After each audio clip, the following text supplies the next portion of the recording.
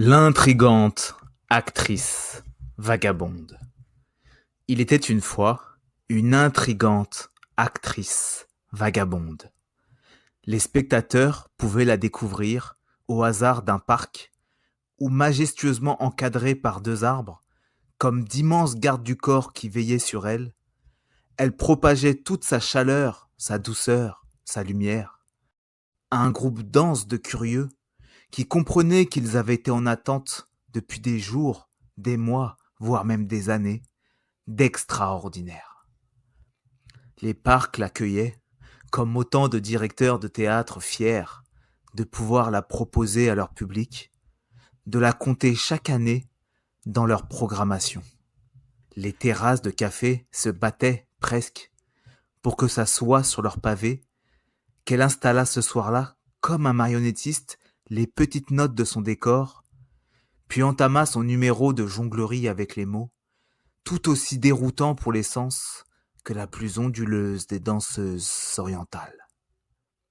Elle diffusait une lumière dans l'obscurité, rassurante comme la lune, si bien que les clients qui pensaient simplement être venus pour leur estomac réalisaient que c'était tout leur être, en réalité, qui les avait amenés ce soir-là, en cet endroit, jusqu'ici, face à elle, et même face à eux. Il se voyait à nouveau dans son reflet, fait de rêves, d'audace, d'élégance et de désir. Par le ton de sa voix, qui trahissait une confiance et en même temps le désir de douter. Par les traits de son visage, qui vous invitait et en même temps vous demandait de frapper à la porte. Par sa connexion à son monde intérieur, mais aussi sa soif d'explorer chaque sentier, elle les remettait soudain en relation avec une vieille mémoire. Il n'était pas simplement qu'automates au travail ou fantômes en amour. Une caverne les attendait à l'intérieur d'eux-mêmes et tout au bout du chemin, et elle les invitait indirectement enfin à tenter le voyage. Assis à leur table, pulvérisés par cette expérience inattendue, alors qu'ils étaient simplement venus pour un ventre et au bon vouloir du cuisinier se dépayser la bouche, déstabilisés, ceux qui craignaient l'ouverture de la porte mystérieuse qui donnait sur soi-même et qu'ils avaient fermée il y a longtemps de cela à double tour, s'empressaient au plus vite de partir. Ils avaient peur immédiatement de se retrouver nez à nez avec d'anciens ennemis, plus précisément des vieux monstres, puis de devoir, au milieu des toiles d'araignées, enjamber des restes de squelettes, avant peut-être enfin de trouver le chemin magique qui vous menait à la découverte, aux tentatives, puis à l'émerveillement.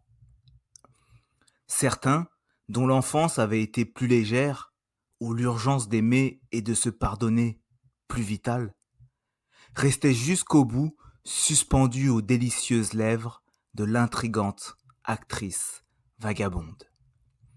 Elle jouait, jonglait avec les mots, à vous faire croire que la magie pouvait vous atterrir sans effort un matin dans le creux de la bouche. Sur ses lèvres, les spectateurs récoltaient des mots mûrs à souhait, gourmands et juteux, qu'elle avait préparés des mois durant dans l'atmosphère tropicale réconfortante de son corps.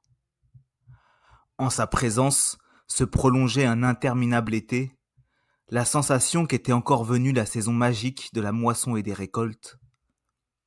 Entre vous et vos rêves, plus aucun obstacle ne subsistait face à vous, autre que les pièges que vos fantasmes insistaient encore et toujours à planter au milieu de votre chemin. L'intrigante actrice vagabonde était une véritable déesse de la fertilité. Le problème se posa quand enfin elle en prit réellement conscience. Soudainement, un jour, elle se rendit compte qu'elle ne s'émerveillait plus devant tous ces gens qui souriaient à l'écouter et à la découvrir jongler avec tant de virtuosité avec les mots. Non, désormais, toute son attention était attirée à comprendre pourquoi certaines personnes passaient, sans ne jamais s'arrêter, ou alors rapidement s'en allaient, sans avoir été totalement bouleversées par son aura, par ses charmes. Avide de comprendre au plus vite les raisons de leur absence, sans ne plus arriver à se délecter de ces guirlandes de sourires, ces petits échantillons de triomphe, ces autres présences, elle partit dénicher sa solution dans l'ingéniosité des autres spectacles dont regorgeait la ville. Très vite, elle reconnut dans le public de l'un d'eux plusieurs personnes qui avaient nargué son univers pour finalement trouver refuge dans ce monde.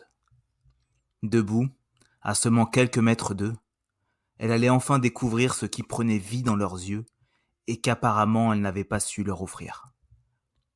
Le spectacle commença et elle découvrit tout un défilé de mots totalement inconnus pour lesquels elle ne savait dire s'ils venaient des profondeurs d'un ventre ou de la surface d'un livre.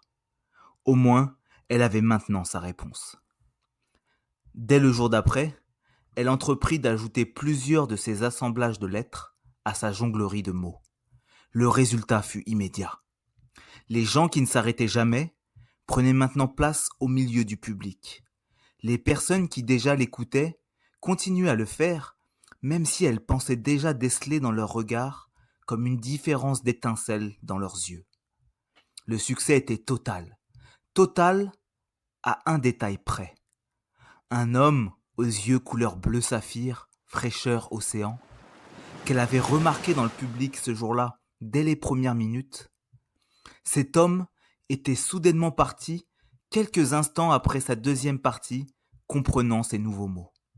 Elle avait continué à jouer, mais cet homme, au visage doux comme un enfant, et en même temps au regard de pirate, s'en était allé, emportant avec lui comme une énigme qu'il a démangé au plus vite d'entendre, pour au plus tôt enfin la résoudre. Le futur de sa vie passait par une rencontre imminente avec lui. Alors, son numéro tout juste terminé, elle courut jusqu'à l'entrée principale du parc et réfléchit dans quelle direction un pirate pouvait-il secrètement avoir l'envie de balader son cœur. Les rues de la vieille ville étaient un terrible labyrinthe. Heureusement, elles donnaient toutes sur l'unique boulevard qui observait la mer. La mer. Il était là, accoudé sur un muret face au flot. Quand il sentit une présence derrière lui, d'instinct il se retourna. Il savait que c'était elle, et sans introduction lui jeta.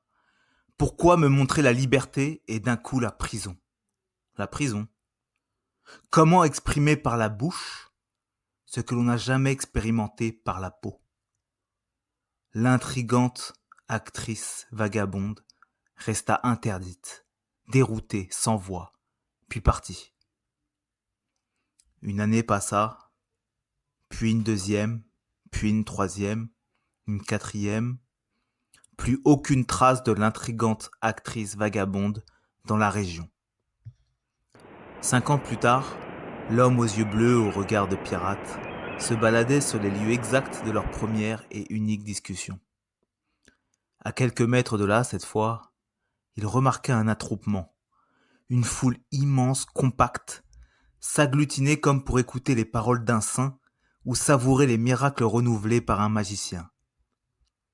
Il s'approcha. Rapidement, sans même voir le visage de la personne qui parlait, il savait que c'était elle qui s'exprimait.